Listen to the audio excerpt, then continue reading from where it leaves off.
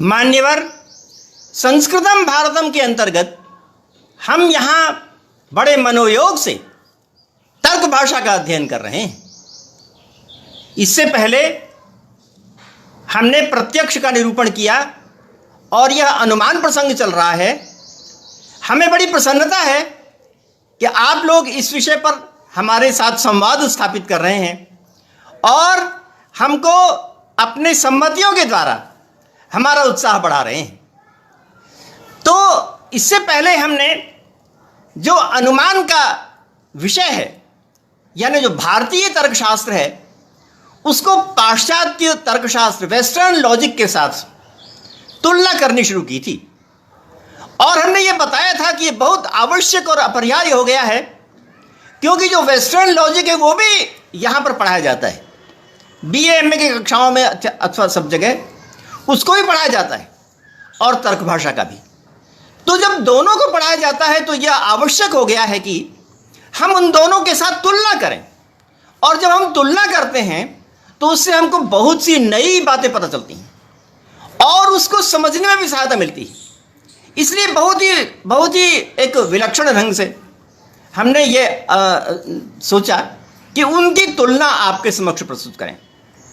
कल मैंने आपके समक्ष जो बातें प्रस्तुत की थीं उसको आपने बड़े ही उत्साह के साथ संवाद स्थापित किया, तो उससे मुझे बड़ा उत्साह हुआ कि मैं अपनी इस बात को आज पुनः विस्तार से कह पाऊँ। तो मैं कल ये कह रहा था कि जो अनुमान वाक्य होते हैं उसमें 3 चीज़ें होती हैं, साध्य, साधन और पक्ष। और वेस्टर्न लॉजिक के लोग भी उसको साध्य, साधन, पक्ष को तो मानते ही हैं, परंतु नाम दूसरा है। नाम मैंने कल बताया था, मैं आपको स्मरण कराने के लिए फिर से कहूं कि जो साध्य होता है उसको P से द्योतित करते हैं। P माने प्रिंसिपल, तो साध्य को P से द्योतित करते हैं, प्रिंसिपल। और जो साधन है उसको M से प्रकट करते हैं। M माने मिडिल, M का अर्थ मिडिल, साधन को M से प्रकट करते हैं। और जो पक्ष है उसको S से प्रकट करते हैं, सबऑर्डिनेट S से प्रकट करते हैं। तो P M S, साध्य, साधन, पक्ष। ये बात आपको मेरा ख्याल है कि आप याद कर लेंगे तो आगे हमको बात करने में सुविधा होगी। 3 चीजें हैं, कौन कौन सी? साध्य, साधन, पक्ष। P M S। P माने प्रिंसिपल, M माने मिडिल, S माने सबऑर्डिनेट। तो इस प्रकार से हमको SPM प्राप्त होता है। तो ये जो SPM है उसको कई प्रकार से रखा जा सकता है। अगर आपने गणित में प्रोग्रेशन पढ़ा हो तो आपने ये देखा होगा कि ABCD है, तो उसके अगर हम युग्म बनाने हो तो AB BC CD, AB AC AD, BC BD CD, इस प्रकार से युग्म बना सकते हैं। इसी प्रकार से यहां पर भी युग्म बनाना है, तो युग्म हमको SPM का बनाना है। तो SPM का युग्म हम इस प्रकार बनाएंगे कि S और P नहीं है, M नहीं है। ऐसा हो सकता है कि S हो, P नहीं हो, M नहीं हो। तो जो नहीं होता है उसके ऊपर पाई लगा देते हैं, तो P के ऊपर पाई लगा देते हैं और M के ऊपर पाई लगा देते हैं। तो अगर हमें यह कहना हो कि S है और P नहीं है और M नहीं है, तो S को में कुछ नहीं लगाते, P के ऊपर पाई लगा देते हैं और M के ऊपर पाई लगा देते हैं। तो P के ऊपर जो पाई लगी उसका मतलब क्या हो गया? P नहीं है। M के ऊपर पाई लगने का मतलब क्या हो गया? M नहीं है। तो मैंने कहा कि S है और P नहीं है और M नहीं है। उसके बाद दूसरी परिस्थिति यह है कि उसके बाद हम P को कह देंगे, S के आगे P आता है, तो हम कह देंगे कि S नहीं है, P है, M नहीं है। माने बीच वाला है कर दिया और अगल बगल नहीं कर दिया। और नंबर 3 में क्या हो जाएगा कि S नहीं है, P नहीं है, M है, ये हो जाएगा। तो मैंने क्या बताया? S है, P M नहीं है, अथवा S नहीं है, P है, M नहीं है, अथवा S नहीं है, P नहीं है, m है। और चौथी स्थिति यह है कि sp दोनों हैं और m नहीं है। sp दोनों हैं, s भी है p भी है और m नहीं है। और पांचवी स्थिति में s है, p नहीं है, m है। s है, p नहीं है, m है। और छठी स्थिति में s नहीं है, pm है। छठी स्थिति में s नहीं है, pm है। और सातवीं स्थिति में s pm तीनों हैं। सातवीं स्थिति में s pm तीनों हैं। तो ये जो हमने 7 प्रकार की परिस्थितियां बताई, उसको मैंने कागज में लिखा हुआ है और इसको आप देख सकते हैं। ये है, इसको आप देख सकते हैं। इसको आप देख रहे हैं? मेरा ख्याल है आप इसको देख रहे हैं। ये मैंने 7 स्थितियां लिखाई हैं। ये मैंने 7 स्थितियां लिखाई। आप जल्दी से अपनी कॉपी में नोट कर लीजिए। मैंने कहा S है, PM नहीं है। S नहीं है, P है, M नहीं है। SP नहीं है, M है। चौथी स्थिति में SP है, M नहीं है। पांचवी में S है, P नहीं है, M है। छठी स्थिति में S नहीं है, PM है। और सातवीं स्थिति में SPM तीनों हैं। ये आपने लिख लिया? इसको आपने कॉपी में लिख लिया? आप कोई बताएंगे इसको आपने कॉपी में लिख लिया? ये जो 7 प्रकार की स्थितियां हैं, इसको आपने कॉपी में लिखा? मेरा ख्याल है आपने कॉपी में लिख लिया है। मैं समझता हूं इसको आपने कॉपी में लिख लिया है। मैं अपने कागज को हटाऊं। हाँ, मिश्रा मोहित जी कह रहे हैं कि जी लिख लिया है। मेरा ख्याल है आपने हाँ, ये भव्या सूर्यवंशी जी भी कह रहे हैं कि लिख लिया है। तो इसको मैं हटाता हूं। ये 7 प्रकार की परिस्थितियां होती हैं। ये 7 प्रकार की परिस्थितियां होती हैं, ऐसा वे लोग कहते हैं। तो इन 7 प्रकार की परिस्थितियों में कुछ स्थितियों में सद अनुमान बन पाता है। सद अनुमान बनाने के लिए कुछ स्थितियां होनी चाहिए और कुछ स्थितियां नहीं होनी चाहिए। जो सही अनुमान है ना, अनुमान 2 प्रकार के होते हैं, एक तो सही हो और एक सही नहीं हो। तो जो सही अनुमान बनाना है, उस सही अनुमान बनाने के लिए इन 7 में से कुछ परिस्थितियां तो होनी चाहिए और कुछ परिस्थितियां नहीं होनी चाहिए। तो इन 7 में से कहते हैं कि 3 परिस्थितियां होनी चाहिए और 4 परिस्थितियां नहीं होनी चाहिए। किसी भी सत अनुमान बनने के लिए, वेस्टर्न लॉजिक के लोग कहते हैं, सत अनुमान बनने के लिए, सही अनुमान बनने के लिए इन 7 में से 3 स्थितियां होनी चाहिए और 4 स्थितियां नहीं होनी चाहिए। आप मेरी बात सुन रहे हैं? आप कॉपी में लिख सकते हैं कि सही अनुमान बनने के लिए 3 स्थितियां होनी चाहिए और 4 स्थितियां नहीं होनी चाहिए। क्या लिखा आपने? सत अनुमान के लिए 3 स्थितियां होनी चाहिए और 4 स्थितियां नहीं होनी चाहिए। ये आपने लिख लिया? वेस्टर्न लॉजिक के लोग क्या कहते हैं? सही अनुमान बनने के लिए 3 स्थितियां होनी चाहिए और 4 स्थितियां नहीं होनी चाहिए। ठीक है? तो मैं 3 स्थितियां कौन कौन सी होनी चाहिए ये मैं बताने जा रहा हूं। तो 3 स्थितियों में जो 7 है ना, इन्हीं में से 3 लेना पड़ेगा। इन्हीं में से 3। तो इन्हीं में से 3, नंबर 1 है S नहीं है, P है, M नहीं है। ये होना चाहिए।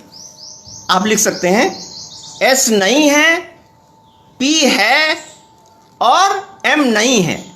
ऐसा सत हेतु के लिए होना चाहिए। आप कॉपी में लिखिए। S नहीं है को कैसे लिखेंगे? नहीं है मत लिखिए, S के ऊपर पाई लगा दीजिए। इसके ऊपर छोटी सी पाई लगा दीजिए। तो पाई का मतलब होता है नहीं है। तो S के ऊपर पाई लगाएं का मतलब S नहीं है। और P में कुछ नहीं लिखा और M के ऊपर भी पाई लगा दिया। इसका मतलब S नहीं है, P है, M नहीं है। तो S नहीं है का क्या मतलब हुआ? पक्ष नहीं है। S नहीं है का क्या मतलब हुआ? पक्ष नहीं है। P है इसका क्या मतलब हुआ? साध्य है। M नहीं है इसका क्या मतलब हुआ? साधन नहीं है। तो पक्ष और साधन नहीं है। पक्ष और साधन नहीं है। साध्य तो है, साध्य माने साध्य यहां पर क्या है? वहनी है, वहनी यहां पर साध्य है, धूम यहां पर साधन है, पर्वत यहां पर पक्ष है ना जी। ये मिश्रा मोहित जी, एस के आगे आपने पाई लगाई है। हाँ ठीक है, इससे भी समझ में आ जाएगा। शायद वो टाइप में दिक्कत होती होगी। वैसे नियम अनुसार एस के ऊपर लगानी चाहिए, समझने के लिए आ जाएगा समझ में। मगर जो उन्होंने नियम बताया उसके अनुसार एस के ऊपर लगानी चाहिए। हो सकता है टाइप में दिक्कत हो रही, मगर आप समझ गए हैं, आप समझ गए हैं। तो एस नहीं है का मतलब, एस नहीं है का मतलब पक्ष नहीं है। पी है का मतलब साध्य है। एम नहीं है का मतलब साधन नहीं है। तो पक्ष और साधन नहीं है और साध्य है। क्या अर्थ हुआ इसका? पक्ष और साधन नहीं है और साध्य है ना। पक्ष माने पर्वत, साधन माने धूम। पर्वत और धूम नहीं है और साध्य माने वहनी है।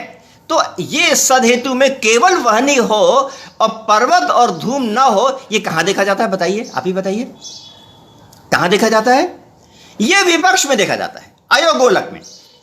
अयोगोलक में हम देख सकते हैं कि पर्वत भी नहीं है और धूम भी नहीं है, परंतु वहनी तो है। तो सही हेतु के लिए ऐसा हो सकता है कि केवल वहनी हो और पर्वत भी ना हो और धूम भी ना हो, क्योंकि हमने बताया है कि जो वहनी है वो धूम को छोड़ देती है, धूम के बिना भी वहनी रह सकती है। इसलिए वहनी हो और धूम ना हो, ऐसा हो सकता है। तो सही हेतु के लिए यह हो सकता है कि केवल वहनी हो और पर्वत भी ना हो और धूम भी ना हो। तो यह बात कहां निकलेगी? बताइए, ये बात कहां निकलेगी? विपक्ष में निकलेगी। तो ये वाली जो स्थिति है नंबर 1 वाली, उसके लिए आप आगे लिख लीजिए कि अयोगोलक उदाहरण है और विपक्ष परिस्थिति है। विपक्ष नाम की परिस्थिति में, अयोगोलक नाम के उदाहरण में एस नहीं होता, पी होता है और एम नहीं होता। इतनी बात आपको समझ में आ गई? तो इस प्रकार से नंबर 1 वाली स्थिति हुई। आगे हम चल रहे हैं नंबर 2 वाली स्थिति। नंबर 2 वाली स्थिति में क्या है? नंबर 2 वाली स्थिति में एस नहीं है और पी और एम है। नंबर 2 में लिख लीजिए आप। नंबर 2 में क्या लिखेंगे आप? एस नहीं है और पी और एम है। एस नहीं है और पी और एम है। एस नहीं है को क्या करेंगे? एस के ऊपर पाई लगा देंगे। एस नहीं है का मतलब एस के ऊपर पाई लगा देंगे। और पी और एम है, इसमें कुछ भी नहीं लगाएंगे। तो ये दूसरी स्थिति है कि सही अनुमान करने के लिए ये दूसरी परिस्थिति हो सकती है कि एस नहीं हो और पी और एम हो। इसका मतलब क्या? एस नहीं हो का मतलब पक्ष नहीं हो और पी और एम हो का मतलब साध्य और साधन हो, है ना। पर्वत नहीं हो और साध्य और साधन हो, यह अर्थ हो गया इसका। क्या अर्थ हो गया? फिर से बताइए। एस नहीं है और पी और एम है। हाँ, मिश्रा जी, मोहित जी ने लिखा। हाँ, बहुत अच्छा आपने किया। यहाँ पर नहीं, भव्य सूर्यवंशी जी, ये एक मिनट, भव्य सूर्यवंशी जी, एस के आगे पाई लगाइए। मिश्रा मोहित जी ने ठीक लगाया है, एस के ऊपर पाई लगाइए। पीएम में कुछ नहीं लिखना, इसके ऊपर पाई लगाएंगे। एस के ऊपर पाई लगाने का मतलब हुआ कि एस नहीं है और पी और एम है। एस नहीं है और पी और एम है। इस एस नहीं का मतलब पक्ष नहीं है, पी और एम है का मतलब साध्य और साधन है, धूम और वहनी है। तो धूम और वहनी कहाँ मिल जाते हैं? हाँ, मिश्रा जी ने ठीक लिखा, महानस में। वाह, आप बहुत अच्छा समझ रहे हैं। एस नहीं है और पी और एम है। पर्वत नहीं है और धूम और वहनी है। तो पर्वत न हो, धूम और वहनी में कहाँ मिल जाता है? ये महारस में, यानी पक्ष में, है ना। तो पहले वाली बात बताई अयोगोलक वाली कि विपक्ष में, और दूसरी वाली बात कहाँ बता रहे हैं? पक्ष में। पक्ष में ऐसा होता है कि साध्य साधन मिले और पर्वत न मिले। ठीक है, तो अभी तक हमने कहाँ बताया? विपक्ष में और पक्ष में। अब आगे नंबर 3 स्थिति लिखिए। नंबर 3 स्थिति लिखिए, उसमें लिखिए कि एस भी है, पी भी है, एम भी है। कौन कौन सी 3 स्थितियां? एस भी है, पी भी है, एम भी है, साध्य भी है, साधन भी है, पक्ष भी है। तो ऐसा कहाँ मिलेगा? ऐसा पर्वत में मिलेगा। साध्य, साधन, पक्ष तीनों कहाँ मिलेंगे? पर्वत में मिलेंगे। पर्वत में धूम, वहनी और पर्वत तीनों मिलते हैं, माने पक्ष में मिलेगा। तो इस प्रकार से ये जो नंबर 3 वाली स्थिति है वो पक्ष मिलती। तो मैं अपनी बात को समाहार करूं, मैंने कहा कि सत हेतु के लिए 3 प्रकार की परिस्थितियां जरूरी होती हैं, है ना। तो 3 प्रकार की स्थितियों में जो पहली वाली स्थिति हमने बताई वो विपक्ष के लिए है, दूसरी वाली जो स्थिति हमने बताई वो सपक्ष के लिए है, तीसरी वाली जो स्थिति हमने बताई वो पक्ष में लागू होती है। तो इस प्रकार 3 स्थितियां ये सही अनुमान के लिए मिलती हैं। अगर ये 3 स्थितियां मौजूद हों तो सही अनुमान होता है। बाकी 4 स्थितियां नहीं होनी चाहिए। तो 4 स्थितियां नहीं होनी चाहिए, उसका आप स्वयं लगा लीजिएगा। 4 स्थितियां नहीं होनी चाहिए। तो ये जो मैंने कल भी आपको एक डायग्राम बताया था, वो डायग्राम जो है वेन का डायग्राम कहा जाता है। VENN, वेन डायग्राम, वेन का डायग्राम कहा जाता है। पूरी दुनिया में प्रसिद्ध है वेन का डायग्राम। ऑक्सफोर्ड डिक्शनरी में वेन का डायग्राम लिखा हुआ है। तो वेन का डायग्राम इतना प्रसिद्ध है कि पूरी दुनिया की यूनिवर्सिटियों में पढ़ाया जाता है। भारत की यूनिवर्सिटियों में भी इंटर में अथवा BA में वेन का डायग्राम पढ़ाया जाता है। और वेन के डायग्राम से बहुत से तर्क की बातें भी निकलती हैं और बहुत से गणित के प्रश्न भी हल होते हैं। यानी गणित के प्रश्नों को हल करने के लिए भी और इस प्रकार से लॉजिक को करने के लिए भी वेन, हाँ ये मिश्रा मोहित जी ने लिखा वेन आरेख, वाह बहुत अच्छा लिखा आपने बहुत अच्छा लिखा, वेन आरेख, है ना। तो ये पढ़ाया जाता है। तो इस पढ़ाई में आप गिन के देखेंगे कि इसमें 7 ही खाने बनते हैं। इसको हमने कल भी दिखाया था और आज हम फिर से दिखाते हैं।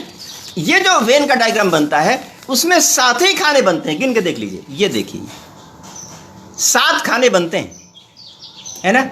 अगर आप चाहें तो उसको अपने आप कर भी सकते हैं। असल में एक गोला बनाया, सर्कल बनाया, और उसको काटते हुए एक दूसरा गोला बनाया, और उसको काटते हुए एक तीसरा गोला बनाया, है ना। पहला गोला बनाया, इसको काटते दूसरा गोला बनाया, उसको काटते हुए तीसरा गोला बनाया। हाँ, अवंतिका जी ने लिखा वेन, बहुत अच्छा लिखा आपने। तो ये जो इसको ही वेन डायग्राम कहते हैं। इसको आप गिन के देखिए कितने खाने हैं, गिन के देखिए कितने खाने हैं। 1 2 3 4 5 6 7, 7 खाने के नहीं, 7। इस वेन डायग्राम में कितने खाने हैं आप गिन के बताइए। इस वेन डायग्राम में कितने खाने हैं गिन के बताइए। 7 खाने हैं। 7 खाने हैं ना। आप लिख के बताइए कितने खाने आपको दिख रहे हैं।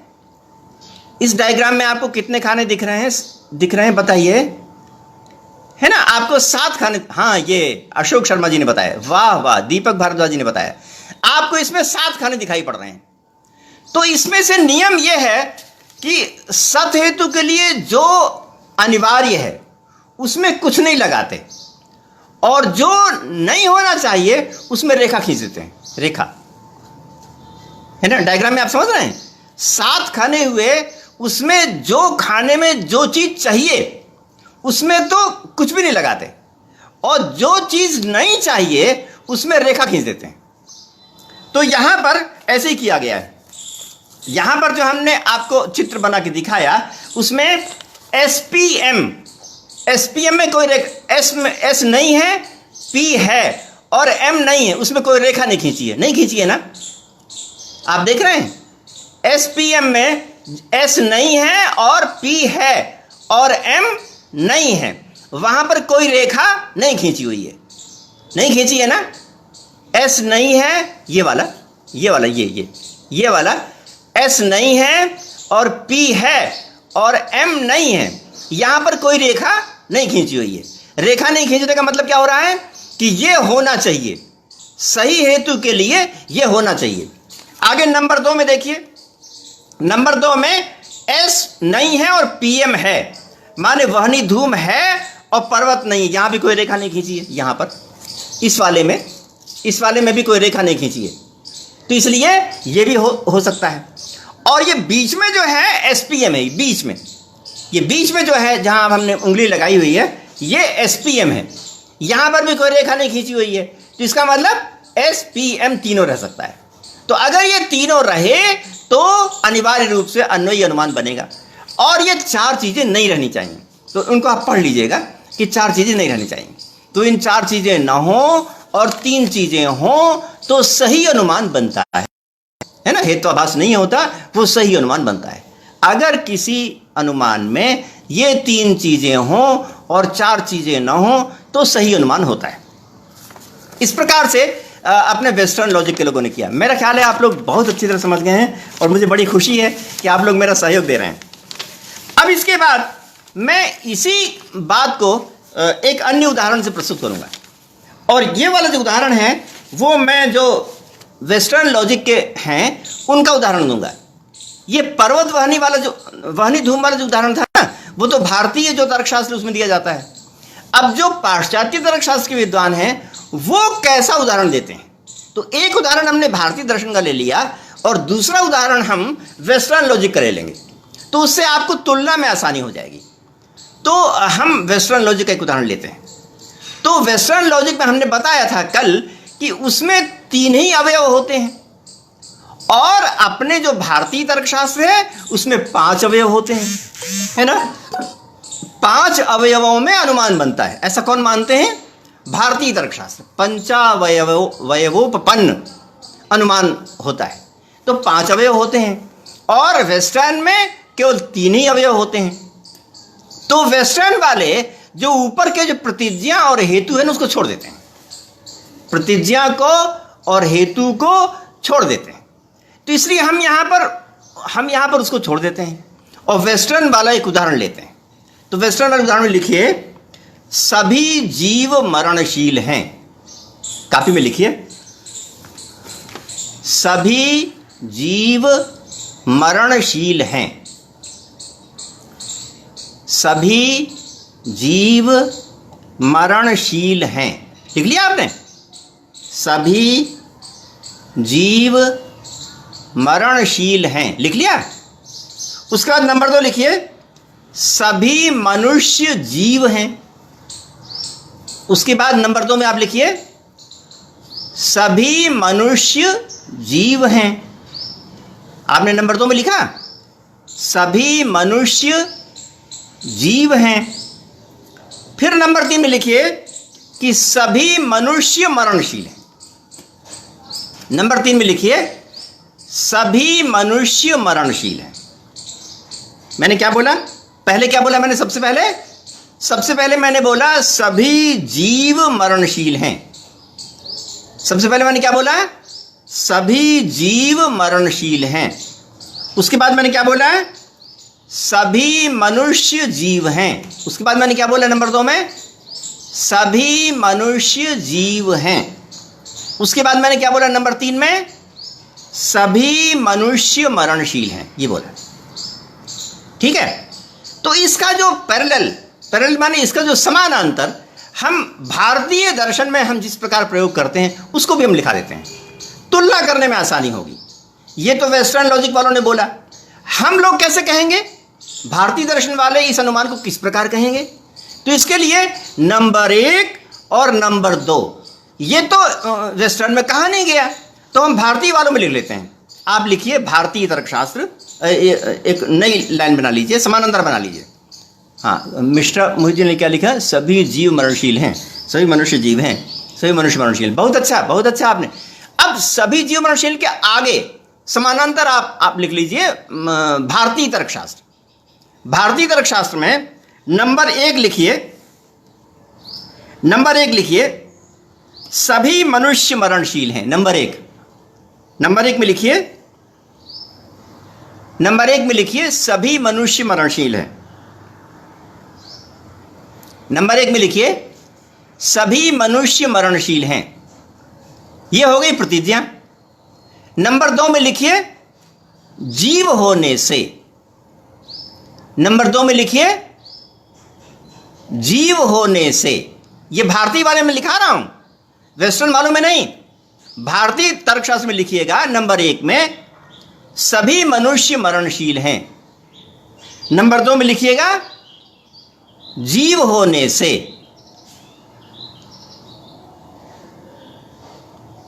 हाँ भव्य सूर्यवंशी जी, आपने जो सभी जीव मनुष्य लिखा ना, वो तो वेस्टर्न के अनुसार है। वेस्टर्न के अनुसार आपने ठीक लिख लिया, मगर मैं भारतीय के अनुसार बताने जा रहा हूँ। अब आप उसी के समानांतर उसी के थोड़ा दाहिने ओर लिख लीजिए। भारतीय तर्कशास्त्र के अनुसार नंबर 1, सभी मनुष्य मरणशील हैं, ये प्रतिज्ञा। सभी मनुष्य मरणशील हैं, ये प्रतिज्ञा। आगे नंबर 2 में लिखिए, जीव होने से, ये हेतु। प्रतिज्ञा हेतु उदाहरण उपनय निगमन है ना, तो प्रतिज्ञा हो गई, जीव होने से, ये हेतु हो गया। अब आगे नंबर 3 जो मैं बता रहा हूं वो वेस्टर्न वालों का नंबर 1 होगा। जो वेस्टर्न तर्कशास्त्र का नंबर 1 है वो हमारे भारतीयों का नंबर 3 है। तो 1 के सामने लिख लीजिए, जो जो जीव हैं वह मरणशील है। हम लोग कैसा कहेंगे? जो जो जीव हैं वह मरणशील हैं। पाश्चात्य लोग कहते हैं सभी जीव मरणशील हैं, और हम लोग क्या कहते हैं, व्याप्ति कैसे बनाते हैं? जो जो जीव हैं वह मरणशील हैं, है ना, वो व्याप्ति बना देते हैं हम लोग। उसके बाद नंबर 4 में हम लोग क्या कहेंगे? मनुष्य भी एक जीव है।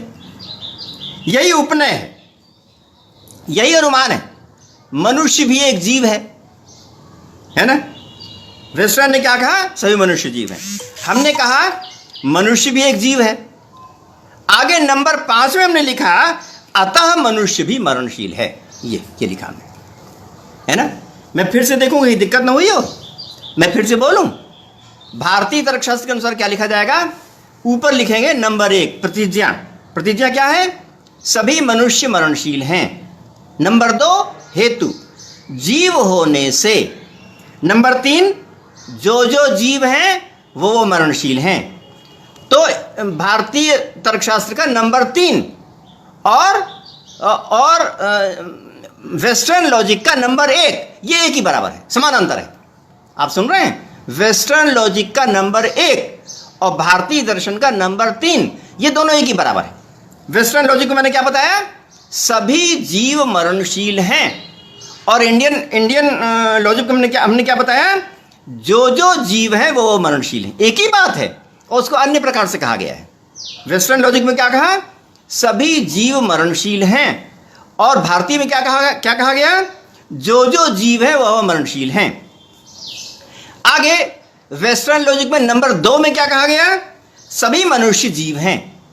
और भारतीय में क्या कहा गया? मनुष्य भी एक जीव है। नंबर 3 में क्या कहा गया? वेस्टर्न में सभी मनुष्य मरणशील हैं।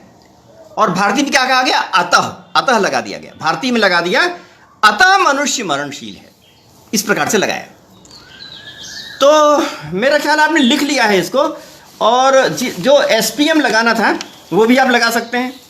पर्वत धूम वाले में आपने जिस प्रकार से SPM लगाया था ना, उसी प्रकार से SPM लगा लीजिए। वेस्टर्न वालों में जो लिखा है सभी जीव मरणशील हैं, तो जीव के आगे M लगाइए, जीव के ऊपर लिखिए M, जीव के ऊपर M लिखिए। और मरणशील है के नीचे, मरणशील के नीचे P लिखिए, क्योंकि जीव क्या है? साधन है, और मरणशील क्या है? साध्य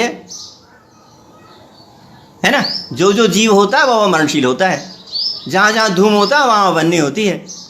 तो धूम जो है साधन है, वह निसाध्य है। और यहां पर जो जो जीव है वह मरणशील है। तो जीव साधन है और मरणशील साध्य है। तो जीव साधन है इसलिए M लगाएंगे। साधन को M कहते हैं ना, आपको याद है इस बात को? साधन को M कहते हैं। तो जीव को M लगा दिया। और मरणशील साध्य है इसलिए उसके ऊपर क्या लिखेंगे? P लिख दीजिए। जीव के ऊपर M लिख दीजिए, मरणशील के ऊपर P लिख दीजिए। हाँ, भव्य सूर्यवंशी जी ने बहुत अच्छा लिखा है, बहुत अच्छा। आगे नंबर 2 में लिखा है सभी मनुष्य जीव हैं। तो मनुष्य के बाद S लिख दीजिए, क्योंकि S मनुष्य पक्ष है। मनुष्य क्या है? पक्ष है, इसलिए मनुष्य के आगे S लिख दीजिए। और जीव के आगे वही M लिख दीजिए। जो पहले में भी आपने जीव को M लिखा था, और नीचे भी जीव को M लिख दीजिए। उसके बाद नंबर 3 में क्या लिखेंगे? सभी मनुष्य मरणशील हैं। इसमें मनुष्य के आगे S लिख दीजिए, मनुष्य S है। और मरणशील के आगे P लिख दीजिए। P प्रिंसिपल, माने वो साध्य है, मनुष्य मरणशील है। तो ये स्थिति है। तो ये स्थिति ऐसी है कि कोई बहुत बड़ा डिब्बा है और कोई उससे छोटा डिब्बा है और कोई उससे भी छोटा डिब्बा है। 3 डिब्बे हैं, एक बहुत बड़ा डिब्बा और उस बहुत बड़े के डिब्बे के अंदर एक छोटा डिब्बा रहता है और उसके अंदर भी एक छोटा डिब्बा रहता है। डिब्बा के अंदर डिब्बा के अंदर डिब्बा, एक बहुत बड़ा डिब्बा, उसके अंदर छोटा डिब्बा, उसके अंदर छोटा डिब्बा। तो जो बहुत बड़ा डिब्बा है वो व्यापक हो गया और जो उससे छोटा है वो उसका व्याप्य हो गया और जो उससे भी छोटा है वो उसका भी व्याप्य हो गया। तो साधन जो अपना बहुत बड़ा डिब्बा है वह साध्य है, उसके नीचे साधन है और उसके नीचे पक्ष है। तो यहां पर यह दिखाया गया है कि अगर A बराबर है B के और B बराबर है C के तो A बराबर है C के। क्यों जी, तर्क आपको कैसा लग रहा है? आप लोग लिखेंगे अगर A बराबर है B के, A बराबर B और B बराबर C तो A बराबर भी C। A बराबर है B के और B बराबर है C के तो A बराबर भी C के। कहने का मतलब यह है कि अगर A के अंदर B है, अगर A माने बड़े डिब्बे के अंदर B है और B के अंदर C है तो जो C है वो B के अंदर तो है ही, उसके साथ A के अंदर भी तो है क्योंकि वो बड़ा डिब्बा है। A के अंदर अगर B है और B के अंदर अगर C है तो वो C A के अंदर भी तो है। अगर A के अंदर B है और B के अंदर C है तो वो C A के अंदर भी तो है। तो इस प्रकार से जो पक्ष है वह B के अंदर भी है और A के अंदर भी है। वो जो C है वो B के अंदर भी है और A के अंदर भी है। तो यहां पर यही कहा जा रहा है, यहां पर जो साध्य है, जो साध्य माने मरणशील जो साध्य है वह मनुष्यों में प्रकट किया जा रहा है। मरणशील साध्य है, उसका साधन है जीव। तो मरणशील डिब्बे के अंदर जीव रहता है और जीव नामक डिब्बे के अंदर मनुष्य रहता है। आप मेरी बात समझ रहे हैं? मरणशील के अंतर्गत जीव रहता है और जीव के अंतर्गत मनुष्य रहता है। तो मरणशील के अंतर्गत भी मनुष्य रहता है क्योंकि मरणशील बड़ा डिब्बा है। मरणशील के अंतर्गत जीव और जीव के अंतर्गत मनुष्य, मरणशील के अंतर्गत जीव, जीव के अंतर्गत मनुष्य। तो अगर जीव के अंतर्गत मनुष्य है तो मरणशील के अंतर्गत भी मनुष्य है। तो इस प्रकार निष्कर्ष में सिद्ध होता है कि सभी मनुष्य मरणशील हैं। मेरा ख्याल है कि मैंने जितनी बातें कही हैं उनसे आपको बात स्पष्ट हो गई होगी। तो ये है यहाँ पर जो पाश्चात्य दर्शन है और जो भारतीय दर्शन है उनकी जो बातें हैं उनको हम इस प्रकार से कहते हैं। तो यहाँ पर जो पाश्चात्य दर्शन में जो नंबर 3 था, नहीं, जो पाश्चात्य दर्शन में नंबर 1 था और हमारे दर्शन में जो नंबर 3 था उसको हम लोग उदाहरण कहते हैं। आप मेरी बात समझ रहे हैं? जो पाश्चात्य दर्शन में नंबर 1 था और हमारे दर्शन में नंबर 3 था उसको हम लोग उदाहरण कहते हैं। जैसे कहा कि पाश्चात्य ने क्या कहा, सभी जीव मरणशील हैं। हम लोगों ने क्या कहा, जो जीव है वो मरणशील हैं। इसको हमने क्या नाम दिया? इसको हमने नाम दिया उदाहरण नाम दिया। उसके बाद वेस्टर्न लॉजिक ने जो कहा नंबर 2 में कि सभी मनुष्य जीव हैं, उसको हम लोगों ने चौथे नंबर पर क्या कहा, मनुष्य भी एक जीव है। उसको हमने उपनय नाम दिया है। उसको हमने उपनय नाम दिया है। मतलब वेस्टर्न लॉजिक का नंबर 2 और हम लोगों का नंबर 4। वेस्टर्न लॉजिक का नंबर 2 और हम लोगों का नंबर 4, ये उपनय है। इसको हम लोग उपनय कहते हैं और उपनय को ही अनुमान कहते हैं हम लोग।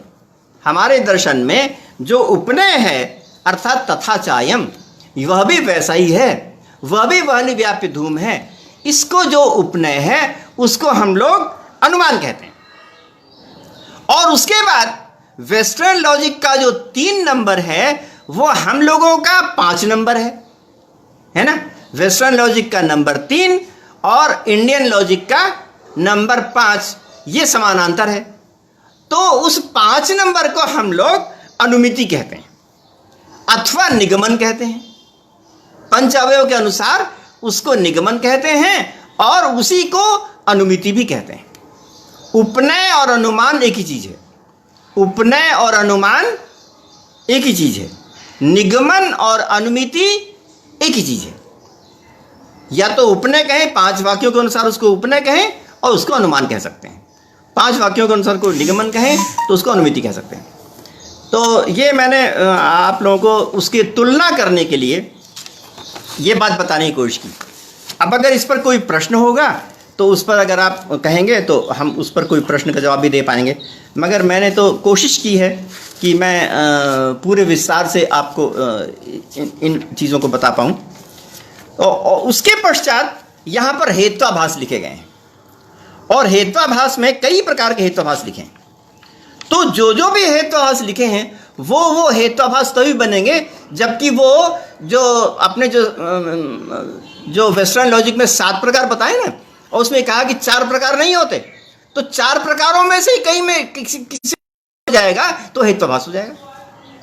हमने कहा था कि 3 होने चाहिए और 4 नहीं होने चाहिए, और अगर चारों में से कोई हो जाए, चारों में से कोई रह जाए, चारों में से किसी का अस्तित्व हो, तो उस दशा में वो हेत्वाभास के अंतर्गत आ जाएगा। उसकी हम व्याख्या यूं करेंगे कि चारों में से अगर किसी में आ जाए तो वो हेत्वाभास के अंतर्गत आता है। तो हेत्वाभास इन्होंने अनेक प्रकार के बताए हैं।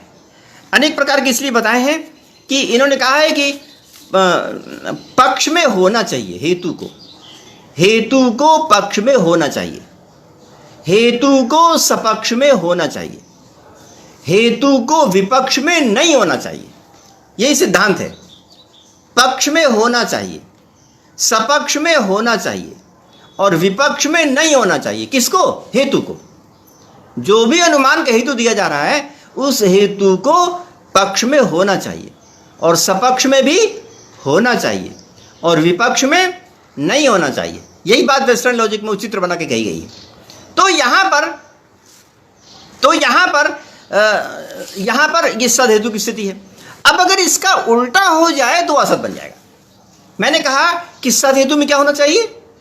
पक्ष में हेतु होना चाहिए। अब अगर पक्ष में हेतु ना रहे तो असद हेतु हो जाएगा। पक्ष में हेतु को होना चाहिए तो क्या बनेगा? सत हेतु होगा। और पक्ष में अगर हेतु ना मिले तो असद हेतु हो जाएगा। तो पक्ष में हेतु कभी कभी ऐसा होता है कि उसमें व्याप्ति नहीं होती, इसलिए नहीं होता है, या कभी कभी ऐसा होता है कि दुनिया में वो पक्ष ही नहीं है जिसको आप बता रहे हैं, वो चीज ही नहीं है। तो 2 प्रकार से हो सकता है। या तो पक्ष में वह जो साधन है, जो हेतु है, वो रहे नहीं, या फिर पक्ष ही दुनिया में ना मिले। तो दोनों ही दिशा में कहेंगे कि पक्ष में साधन अथवा हेतु नहीं है। अथवा नंबर 2 क्या कहा है कि सपक्ष में हेतु को होना चाहिए। अब अगर सपक्ष में हेतु ना हो या फिर आधा आधा हो, थोड़े से सपक्ष में हो, थोड़े से में नहीं हो, थोड़ा सा बाहर भी निकला हुआ हो, तो उस दशा में भी वो असद हेतु हो जाएगा। सपक्ष में पूरी तरह हेतु को होना चाहिए, सपक्ष में पूरी तरह, और उसमें होना ही चाहिए और उससे अतिरिक्त में नहीं होना चाहिए। हेतु को सपक्ष में होना ही चाहिए और सपक्ष से अतिरिक्त में कभी नहीं होना चाहिए। तो अगर सपक्ष में कभी हुआ कभी नहीं हुआ तो भी हेत्वाभास, कभी उससे अतिरिक्त में रह गया अथवा सदा अतिरिक्त में रह गया तो उस दशा में भी हेत्वाभास। इसी प्रकार से विपक्ष में हेतु को नहीं होना चाहिए। अब अगर विपक्ष में हेतु रह गया तो फिर हेत्वाभास। तो ये जो शर्तें बताई हैं कि पक्ष में होना, सपक्ष में होना, विपक्ष में नहीं होना, ये जो 3 बताई हैं, उनसे अगर भिन्न उल्टी दशा मिलती है तो उस दशा में हम उसको हेत्वाभास कहते हैं। और हेत्वाभास के ये अनेक उपभेद बन जाते हैं। और इन सब में एक जो भी, मैं इन सब हेत्वाभासों को तो मैं नहीं पढ़ूंगा, परंतु एक हेत्वाभास मैं देना चाहता हूं आपको, और वो उसकी व्याख्या मैं कल ही करूंगा विस्तार से, और वो है बाधित विषय अथवा कालात्ययापदिष्ट। बाधित विषय और कालात्ययापदिष्ट नाम का हेत्वाभास ऐसा है जिसके उपयोग करने पर, अनुमान का उपयोग करने पर आग ठंडी होती है, समझ में आता है ना। ये कमाल देख रहे हैं, ये स्थिति, अनुमान की ये स्थिति, इतना न्याय में अनुमान पर काम किया गया, परंतु एक स्थिति ऐसी है जिससे कि ये तय होता है कि आग ठंडी होती है। न्याय वाले से पूछते हैं कि अनुमान से तो ये सिद्ध हो रहा है, फिर कैसे करें आग को गर्म? तो कहते हैं कि तब प्रत्यक्ष से करो, और प्रत्यक्ष में तो आग गर्म होती है, इसलिए उसको प्रत्यक्ष वाली बात मान लेनी चाहिए।